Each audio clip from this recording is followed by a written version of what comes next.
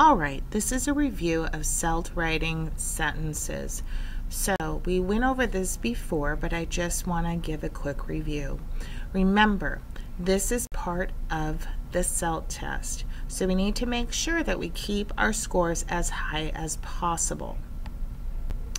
Just a review, but remember they are scored, the highest level being a 3. That is our goal, is to get a 3. Okay, so how do we do that? Do you guys remember? Let's go over one more.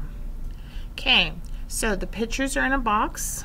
Number 1 rule, stay in the box. 1 sentence per picture. I know sometimes the pictures seem like you can write multiple sentences, but you need to stick with 1 sentence per picture. Also, capital letters. Need to make sure that if you are someone who writes in all caps, everything looks like a capital letter, that this does not happen. If you need to, write out your content and then go back and fix your lettering. Punctuation. I have seen people make one mistake, and that is punctuation. They forget to put the period at the end of the sentence, and that affects their score. The best way to get all of your points too is details. So we talked about compound subjects, meaning 2 subjects in a sentence, or compound verbs, 2 verbs in a sentence, and then prepositions, which basically just add detail. Let's look at an example. So right here, we have the man and the woman are looking at a truck they might buy.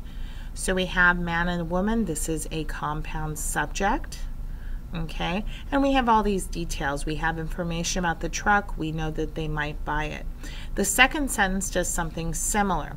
So we have they're looking at the paper on the truck's window. That detail lets the person who is scoring know that the writer does know English. Okay, so we talked about these samples. Remember, you want to do something like the girl or boy, depending on how you see it, is playing the piano at home and singing along. So maybe I make up 2 different ways that they're doing this. Again, right here, the older man is sitting in the recliner while reading a book. So we have him sitting and reading. So that gives us those 2 verbs within that sentence.